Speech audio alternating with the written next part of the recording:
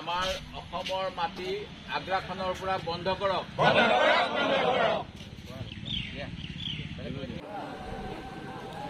নগাৰ অসমৰ উৰিয়াম ঘাট নাগিনীমৰা আদি অঞ্চলত নগাৰ অনুপ্ৰৱেশ আৰু বেদখলৰ বিৰুদ্ধে নাজিৰাত কংগ্ৰেছৰ প্ৰতিবাদ। অসমৰ ভূমিত নগাৰ আগ্ৰাসনৰ বিৰুদ্ধে আজি নাজিৰা ব্লক কংগ্ৰেছৰ উদ্যোগত এক অৱস্থান ধৰ্মঘট কাৰ্যসূচী পালন কৰা হয়।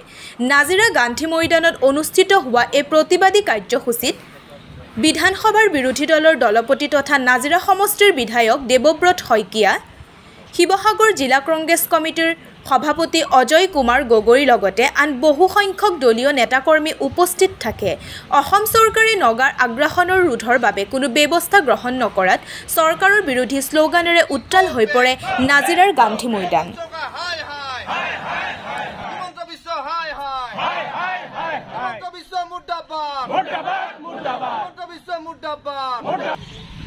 জিলা সভাপতি অজয় কুমাৰ গগৈ ডাঙৰীয়া আমাৰ মাজত উপস্থিত হৈছে।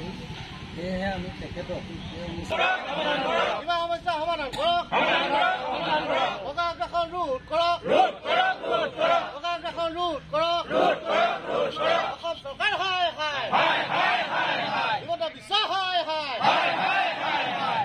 প্ৰকৃততে মুখ্যমন্ত্ৰী মহোদয় বিজেপি চৰকাৰে সদায় কয় জাতি মাটি ভেটি ৰক্ষা কৰিম, খিলঞ্জীয়াৰ অধিকাৰ ৰক্ষা কৰিম, কিন্তু দেখা পাইছোঁ চৰকাৰখনৰ দুৰ্বল স্থিতিৰ বাবে আমাৰ খিলঞ্জীয়াসকল সুৰক্ষিত হোৱা নাই, আমাৰ সীমা সুৰক্ষিত হোৱা নাই।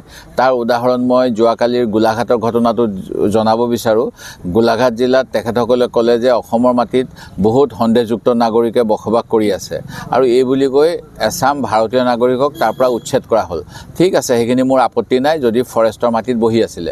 তাৰপিছত চৰকাৰে নিজেই ক'লে যে আমি ফৰেষ্টৰ মাটিবিলাকত এতিয়া উচ্ছেদ কৰাৰ পিছত তাত বন্য প্লেণ্টেশ্যন কৰিম, গছ ৰুম, গছপুলি ৰুম বুলি কৈ এটা অংশত তেওঁলোকে কাম কৰিলে।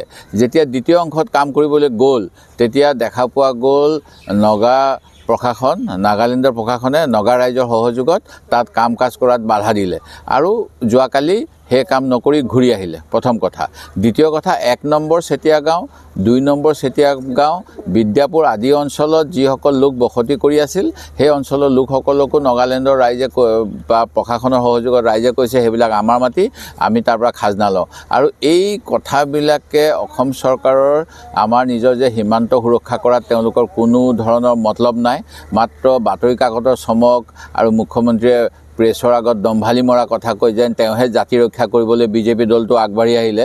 সেই 16 চনৰ যিটো নিৰ্বাচনী প্ৰতিশ্ৰুতি সেইটো যেন কৰিবলৈ আহিছে, এনেকুৱা এটা আভুৱা ভাড়া, অৰ্থাৎ যাক কোৱা হয় টুপি পিন্ধোৱা বেয়া ভাষাত, সেই টুপি পিন্ধাবলৈ যত্ন কৰিছে। তাৰ বিৰুদ্ধে আজি আমি কংগ্ৰেছ দলে প্ৰতিবাদ কৰিছোঁ।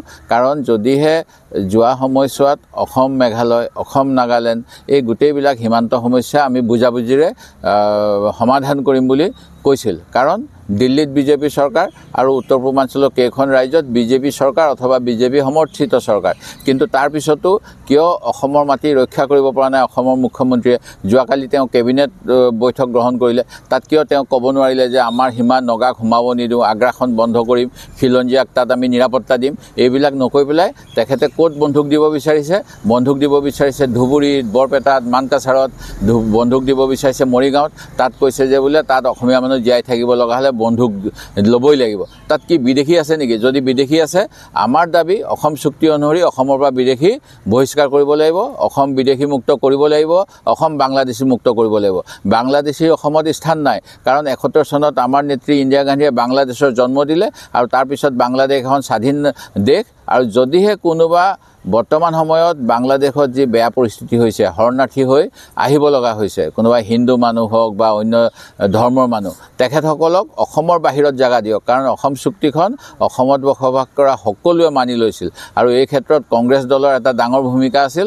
83 চনত নিৰ্বাচিত চৰকাৰখন 88 চনলৈকে থাকিব লাগিছিল, কিন্তু অসম চুক্তি যাতে সফলভাৱে অসম গণ পৰিষদ চৰকাৰখনে ৰূপায়ণ কৰিব পাৰে, আঞ্চলিক দলে ৰূপায়ণ কৰিব পাৰে, তাৰ বাবে আমাৰ নেতা ৰাহুল গান্ধীৰ পিতৃ ৰাজীৱ গান্ধী ডাঙৰীয়া সেই সময়ত প্ৰধানমন্ত্ৰী তেখেতে অসমৰ মুখ্যমন্ত্ৰী হিতেশ্বৰ শইকীয়াক সেই সময়ত পদত্যাগ কৰিব কৈছিল আৰু সেই অনুসৰি কংগ্ৰেছ দলে অসম চুক্তি যাতে আঞ্চলিক দলে ৰূপায়ণ কৰিব পাৰে সঠিকভাৱে তাৰ বাবে বাট এৰি দিছিল কিন্তু এই আঞ্চলিক দলটো এতিয়া বিজেপিৰ লগত আছে আৰু যেতিয়া নাগৰিকত্ব সংশোধনী আইন 2019 অনুসৰি 14 চনলৈকে অসমত বাংলাদেশীক জাগা দিব বিচাৰিছে তেওঁলোকে মুখেৰে মতা নাই আৰু যোৱা সময়ছোৱাত জাতি মাটি ভেটি ৰক্ষা কৰিম 14 চনৰ 16 মেৰ পিছত অসমৰ পৰা বাংলাদেশীয়ে তালি টোপোলা বান্ধিব লাগিব বুলি কোৱাৰ পিছত এতিয়া লাখ লাখ বিদেশী আছে বুলি কৈ পেলাই মাত্ৰ 26 জন বিদেশী খেদিছে ইয়াতকৈ দুৰ্ভাগ্যজনক কথা নহয় আমি মুখ্যমন্ত্ৰী হিমন্ত বিশ্ব শৰ্মাৰ দুৰ্বল নেতৃত্বক ধিক্কাৰ দিছোঁ তেখেতে স্থিতি স্পষ্ট কৰক